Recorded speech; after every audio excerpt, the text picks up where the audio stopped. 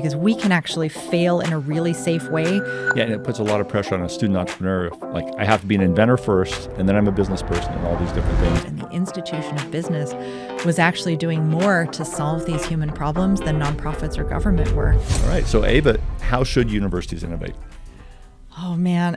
Well, let's start with like why they should innovate. I think universities are in a better position to innovate than any other institution in the world, and that is because we have these experts, these faculty whose job it is to think big thoughts and to sit back and do that research and development, but they also have access to all the other disciplines, right? So our engineers have access to our business people and our sociology people and our anthropology people and our artists and our dancers. And because of that, universities are unique.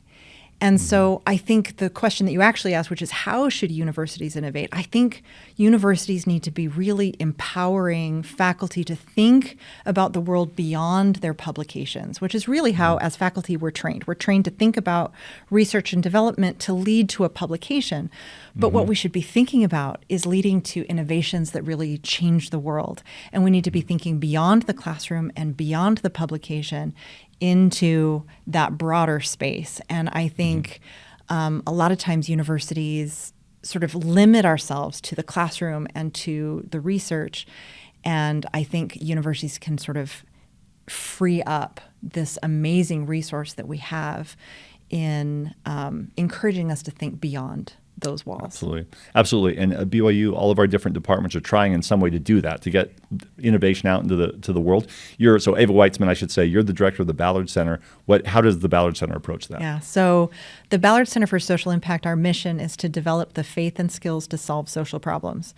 So social problems are problems where many of us agree that there's something that's really limiting human flourishing, and causing human suffering. And so those are really the problems that we choose. And so when I think about like the role of a university in that space and what our job is in a university, we really want to see faculty and students and the broader community innovating around those social problems to alleviate the suffering and to improve the flourishing.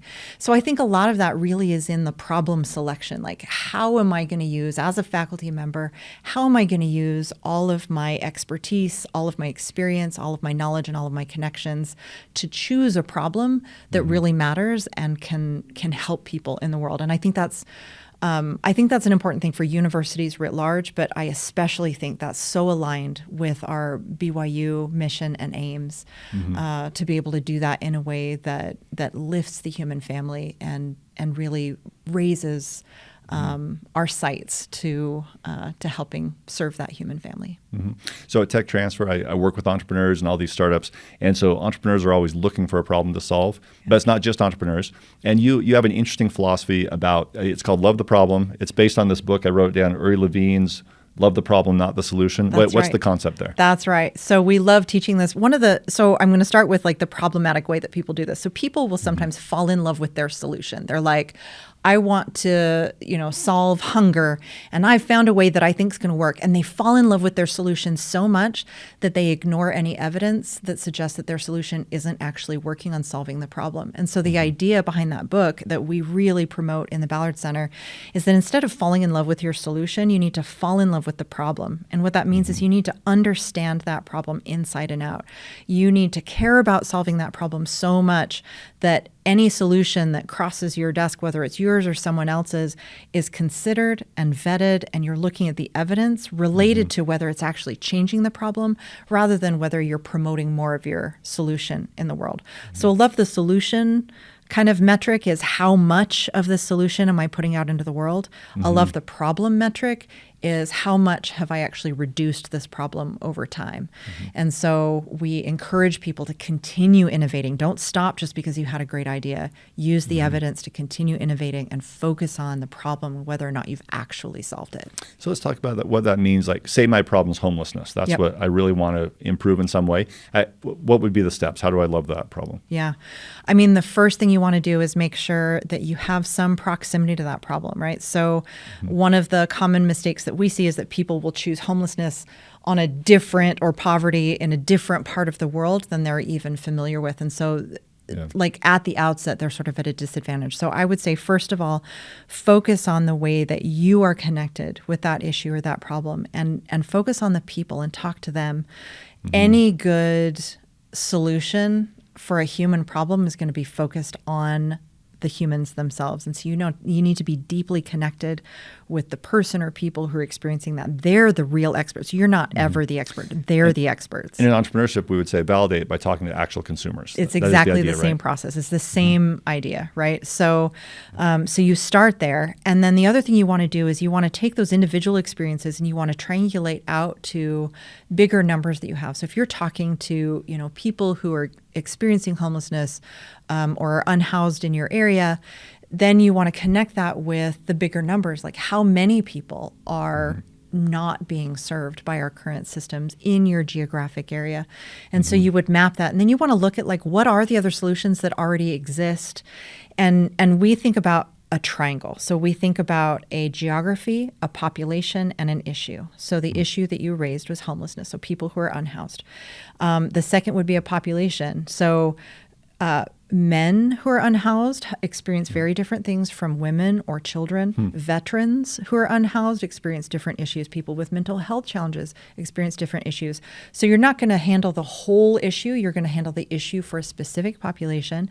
And then the third part of that triangle is a geography. So you're going to actually put limits on that. Utah County, for example, right? I'm going to focus on women who are unhoused in Utah County who have children. Now I've got a problem that I can look for solutions on. I'm going to look for anyone else in Utah County who's working on that problem with all three of those aspects.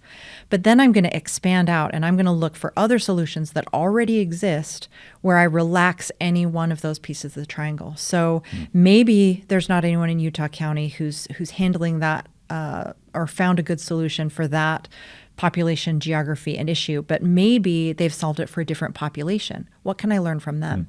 Maybe they're working with the same population, but on a different issue. What can I learn from them? Or maybe they're working on the same population and issue, but in a different geography. What can I learn from them? So I'm going to pull in all the existing solutions and I'm going to map all of that. And I'm going to find stuff that I didn't know, and I can immediately adopt that. I can immediately act on that in my own area. If I can't find anything, that's where I need to start innovating. And so it's in those gap areas that I create new ideas. But most of the time, solutions exist that we just haven't thought about applying in our issue, population, and geography. So that's where I would always start. Oh, super interesting. So I was talking to one of our professors the other day who has a handicapped child, and there are certain issues that maybe we could address with a technology and that we could license that out and get it out into the world. So that's someone coming up with a personal issue, and that's the issue I care about. Is that usually what happens, or how do people decide what problem to solve? People come to this work in a lot of different ways. I will tell you this, that is the most effective way to come to this problem, is when you have proximity to the issue, whether it's something that you're facing or someone in your family or your circle is facing. You're going to have much more investment, but you're overcoming that knowledge barrier from the outset because you are either the expert or you have close proximity to that real expert and a relationship of trust where they're going to more quickly tell you what's really going on and what's really working and what isn't working. So the real sweet spot is when you have affinity, like you're interested in working on that problem, and you have proximity, meaning that you have some sort of entry point or access to that problem. And then when you have those two things, it's best if you're trying to solve like big problems, and this also goes to entrepreneurship. If you're trying to build a business model around this or find something that's scalable, you want to know that that issue, that person that you love and care about is actually something that other people are also experiencing. So if you can solve it for that one person, if your friend can solve it for their daughter, right, then they could also solve it. They could scale that and solve it for other people in the community and possibly even globally through replication. So thinking small is thinking big. Right? But you also want to know that from the outset. Am I solving this problem just for one person, or am I going to solve it in a way that actually works for other people as well? And so when we're choosing problems, that's how we think about it. And you said, how do people come to this? Right. Sometimes people come to it because they have that affinity and proximity. Sometimes people come to it just because they care. They see suffering, whether it's on a screen, on the news, or they've heard about it from their friends, or they served a mission somewhere and they saw a problem that just was causing suffering and they just want to fix it. In those cases, they have affinity, but not necessarily proximity. And that is a totally fine place to come from. And if you're in that situation where you're like distant from the person or people that you want to serve, what I would say is that you need to earn that proximity before you can really get to a solution. And you need to co-create that solution with the people who actually have the need. One of the challenges sometimes is that we perceive something as a need that the people themselves do not perceive as a need, right? And especially coming from a very affluent country and the privileges that come with that, we might look at other cultures and say, oh, it's a real problem that you don't have this product, or you don't have that societal component, or you don't have this infrastructure. But the people themselves may actually have a higher level of happiness and flourishing than we do with those things. And so we really need to go back to that first element of like co-creating with the person, making sure they actually perceive it as a problem, and then working with them to identifying what might work as a solution. Interesting. And when you're thinking solutions, if people are thinking these social issues in the Ballard Center, they're probably automatically thinking of a nonprofit. When you want to help people out, you think, oh, it'll be a nonprofit because we're helping, unlike those corporations. But actually, a lot of the time, the answer is a corporation, right? Yes. How do you decide, is this a startup company or is this a nonprofit? Yeah. Well, so especially in the entrepreneurship space where you've got startups, the decision between a for-profit and a nonprofit, and there are other forms too. You've got like LC3s and you've got B Corps. Depending on what state you're incorporating in, there are different forms they could choose. There's an LLC, an LC3, a B Corp, a nonprofit organization, a basic for-profit that could be an S Corp or take any number of forms. And I don't think people realize that nonprofit is literally just a corporate form. You're just choosing which set of forms you're going to fill out, and there may or may not be certain tax benefits and obligations associated with that. So usually what I would think about first before I'm thinking about for-profit, nonprofit is this doing good for the world or not? Those two things are not as linked as you might think they are. So my hope is that every for-profit is actually solving a human need and is making people's lives better. That's what makes people want to buy your product, is because it's helping them in some way. And the more fundamentally you can be helping them, the more saleable that product is. So I would encourage people to think about where's your funding going to come from long term? Are people going to purchase your product or service? And are they in a position to be able to do that? You need to set your price points so that your target audience can actually afford your product.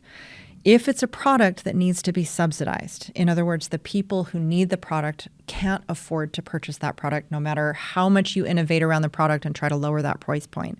At that point, you want to start looking at other forms that may include nonprofits where you can now get grant money to subsidize, but now you're going after donors. And donors and the people you're trying to serve don't always have the same interests. And so that can be tricky. So I'm thinking for something like that, maybe a medical service that you're providing in a poor country, you need donors because medical things are expensive. That would be... Yeah, possibly. Although there are whole schools of thought that say you can actually innovate around what Muhammad Yunus referred to as the bottom of the pyramid. Like you can take what are expensive medical devices in the U.S. because of how we manufacture them. You can take the same basic product principles, re-engineer them using less expensive, more available component parts, and you can actually significantly reduce the cost of those things and make them available at price points that are affordable in any economy.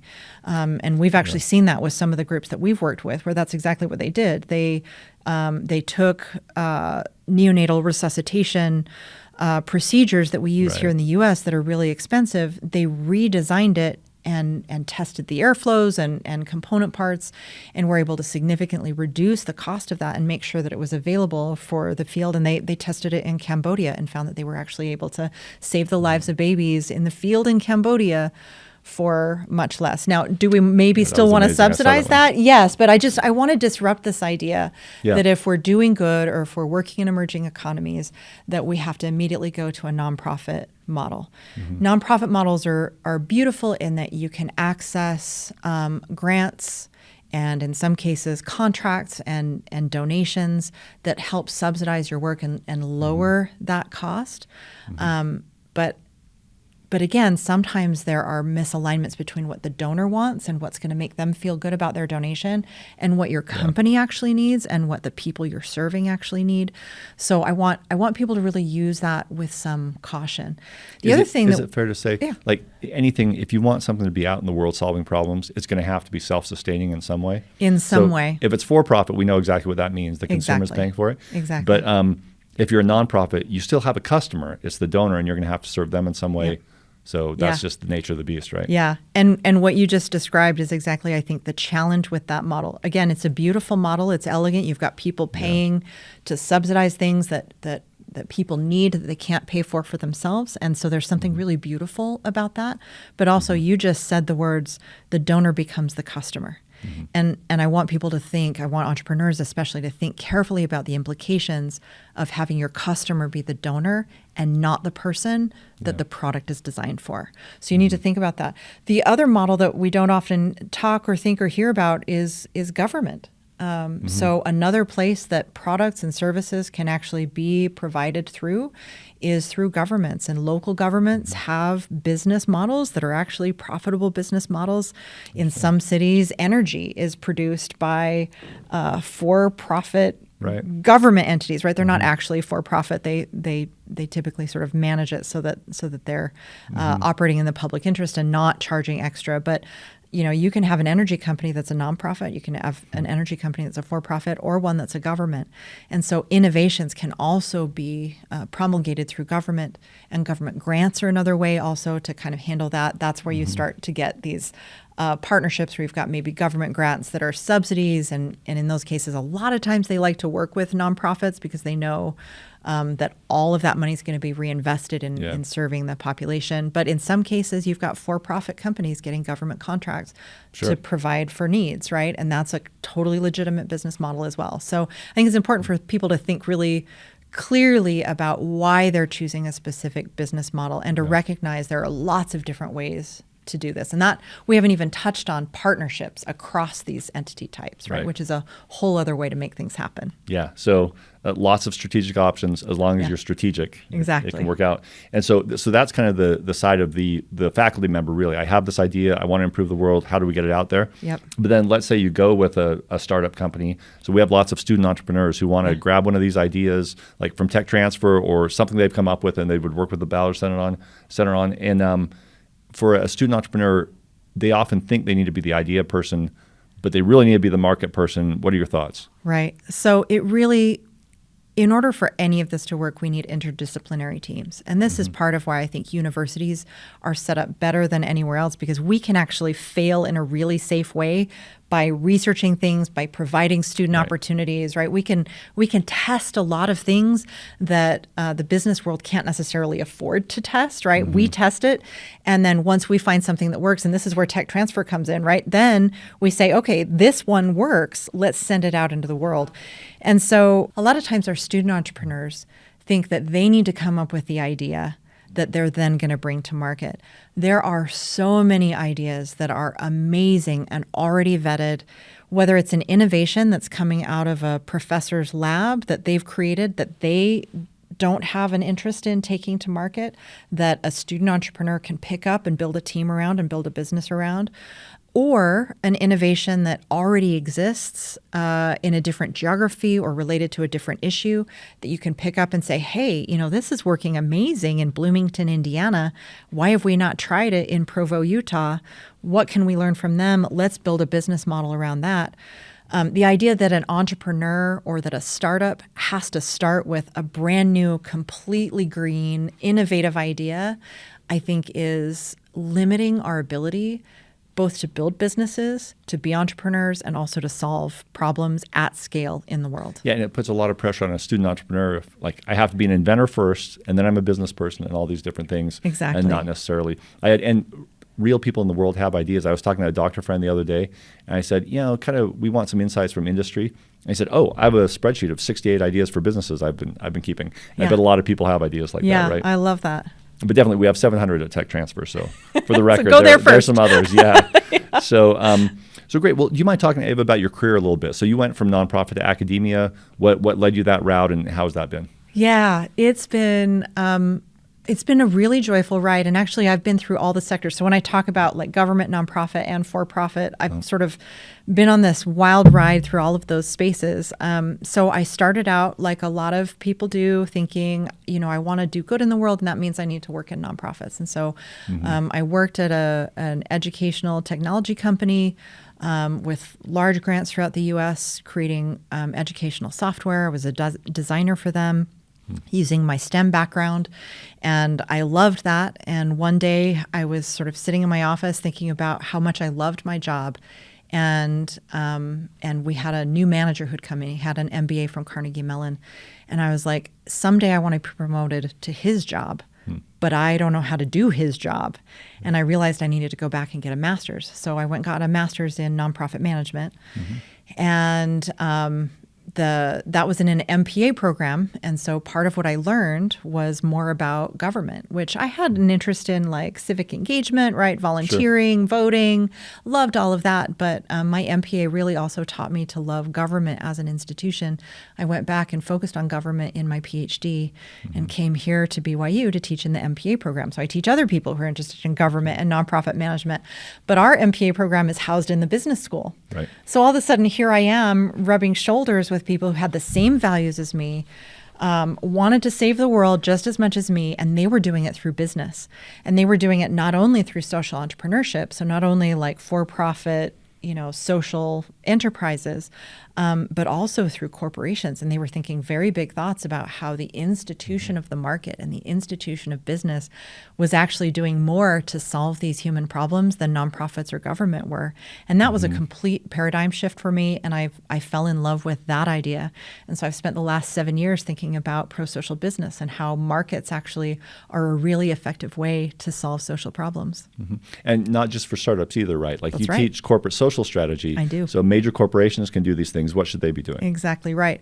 So I think at the heart of it, any company at any scale, at any size, including the really, really big ones, if they want to have staying power, they need to be solving a need that human beings have.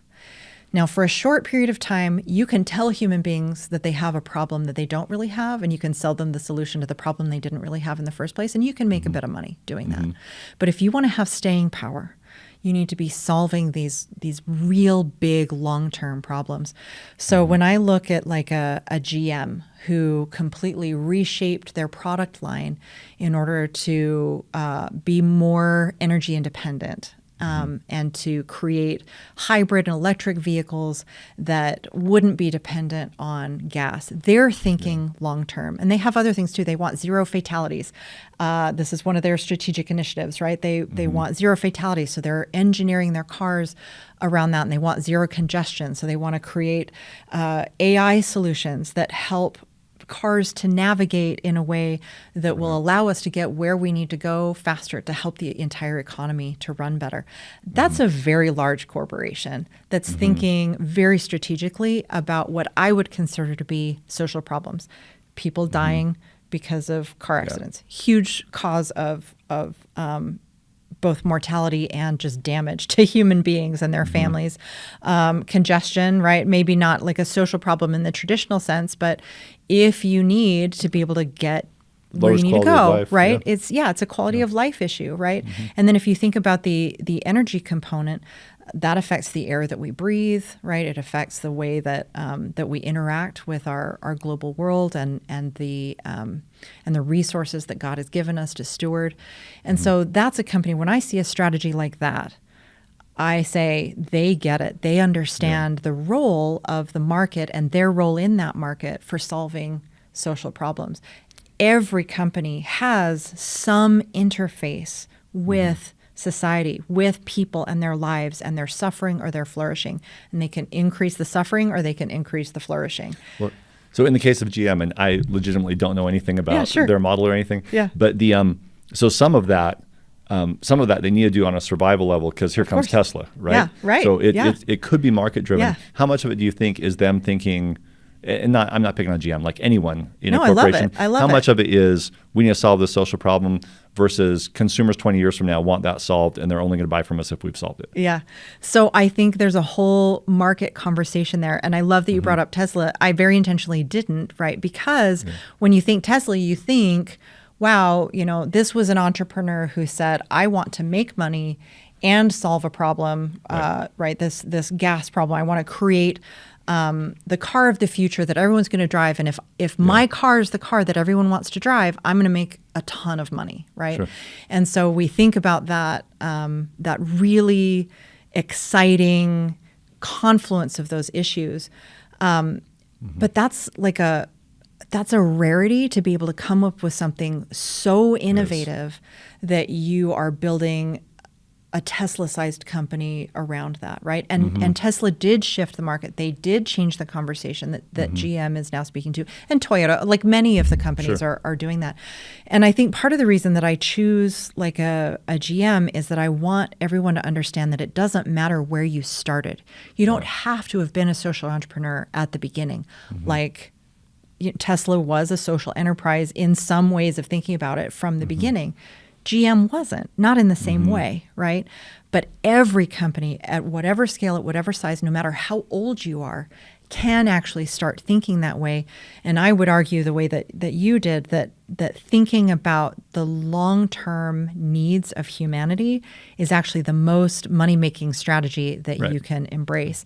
And so everything from that startup that's saying, we're going to be the scrappy, amazing innovation that's going to change everything, to I am an established, old-time corporation with all kinds of history, good and bad, but we're going to choose a strategy moving forward that's centered on human need and human flourishing.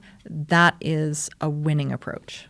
Yeah, and I think a lot of people would use Walmart as an example on environmental issues, or other really established companies that. And some of these companies learned the hard way. You think Nike and sweatshops, right? I mean, when I was starting to become aware of the corporate space, I loved Nike's ads. They were really inspirational to me, and I had them up in my locker in high school, right? Because they were inspiring me to be a better human and a better athlete. And I was crushed when I found out about the human labor abuses that they were engaging in other countries and the ways that they were treating human beings. And they had to learn the hard way that was not a winning strategy for them. And they have changed in some really fundamental and important ways. And so I think it's important for people to understand that you don't have to start something to have it be done right. You can actually change existing infrastructure. You can, we can repent as human beings. And as an extension of that, the institutions that we've built have their own form of that as well, right? We can find redemption even for organizations that have struggled in the past. And sometimes that's the only way you learn. I love that so much. Maybe in your discipline, people talk about that, but I've never heard someone talk about it. I've said before, organizations need to be able to repent. They need to be able to change somewhere. And on the drive here, I was talking about a company that committed fraud 15 years ago. And I was pointing this out, and I was talking to Adam from my office, and he didn't know about it. And I said, yeah, but you realize all those people are long gone. This is a different company now. Right. They've changed. Yeah, totally true. So a couple of things I would say. One is there is a conversation around this, especially in business ethics. And they talk about, folks who aren't LDS or aren't embracing sort of a faith perspective on this. They still talk about the moral repair that's necessary for firms. And there are actual frameworks out there for corporate moral repair to make this kind of restitution. So that's sort of one thing that I would say is it is actually a thing, and it's out there and people are talking about it. And I totally forgot what the second was that I was going to say. Oh, no, that's okay. But some people, if a corporation changes like that, some people are going to criticize it for just being cosmetic. But no, it would be possible to really change the culture of an organization. And I think we could come up with examples. So, I actually remembered the second thing. So the second piece of research that exists out there is that on a customer level, if your company messes up with a customer, you send them the wrong order, you send them a defective product, right? Any of these things that a company can do, they're trying to fulfill their orders the best they can. Mistakes happen. There's research that shows that the trust of that customer is actually higher than it was before the problem if you repair the problem. So that's usually on an individual level, right? I'm a customer. I bought something. I didn't get what I paid for. I complained to the company. The company either fixes it or they don't. They either have good customer service or they don't. If they have good customer service and they actually repair the problem and they restore that relationship with me as a customer, I now actually trust that company more than I would have if they had just fulfilled my order right in the first place. Yeah. Assuming that there's not like a widespread, like everybody knows that your product is going to be broken when you get it, right? You can't have that. It has to actually be the one-off. But if you sort of extrapolate that a little bit to this idea of moral repair, like there is more staying power to a company that says, we didn't do as good as we could have, or we made a mistake, or we caused harm. Yeah. And then they repair it and they go above and beyond and they sort of restore that relationship. That's actually a much better formula than trying to hide it or diminish it or to not really issue an effective apology or to make restitution. All of those things erode trust, and trust is the basis of market transactions. If you want customers, you've got to have their trust. Yeah. So I think, again, the winning strategy is doing the right thing. Yeah, and I'm trying to come up with an example of a company that's given me really good customer service like that, and I'm drawing a blank right now. I'm sure someone has. Yeah. But they're definitely, I think, consumers, we understand that problems happen. Like if a company screws up, it's how they handle it that matters. Yeah. So for the Ballard Center, because we're short on time, like if a student walks into the Ballard Center, what's the experience like for them? I've had students talk about grant opportunities for entrepreneurs. What is the kind of package there? We actually have a rich array of opportunities for anyone who wants to do good in the world. So we think for the students, we think about 3 different pathways that they can walk. One is a career in social impact. So this is the person who wants to be like the corporate social responsibility officer at a major corporation, or wants to be a social entrepreneur and wants to solve social problems as their job, or they want to go work for a nonprofit or a government entity or a social enterprise. So that's the first pathway. And we have a rich set of offerings for people who want that career path, including our minor and including some other, we call them transformative mentors, who are actually linked in industry and can help facilitate those conversations about getting jobs.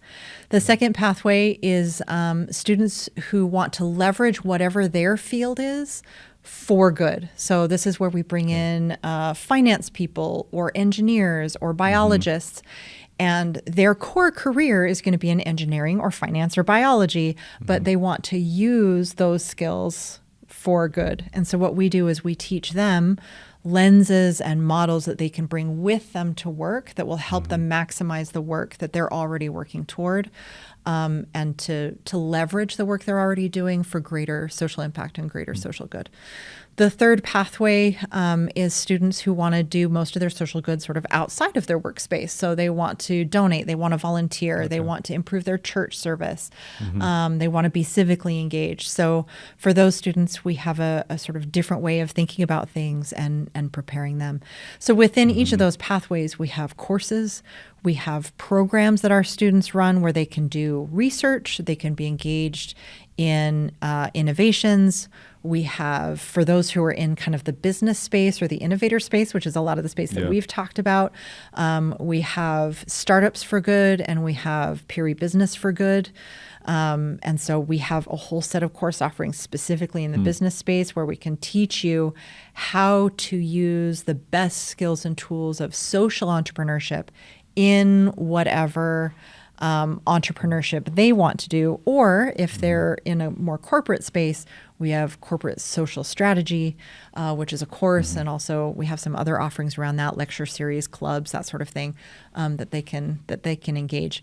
We do have, as you alluded to, we do have grant money available for people who are engaged with the center, and we do have pitch competitions and case competitions where people can come in and grow their ideas with us, and if they hit certain benchmarks, we'll reimburse their business expenses for certain things. So we have just a ton of offerings. And I would invite, if you're a student, I would invite you to come in and have an advisement session so that we can find exactly the right set of offerings for you, because we have so many of them. Yep.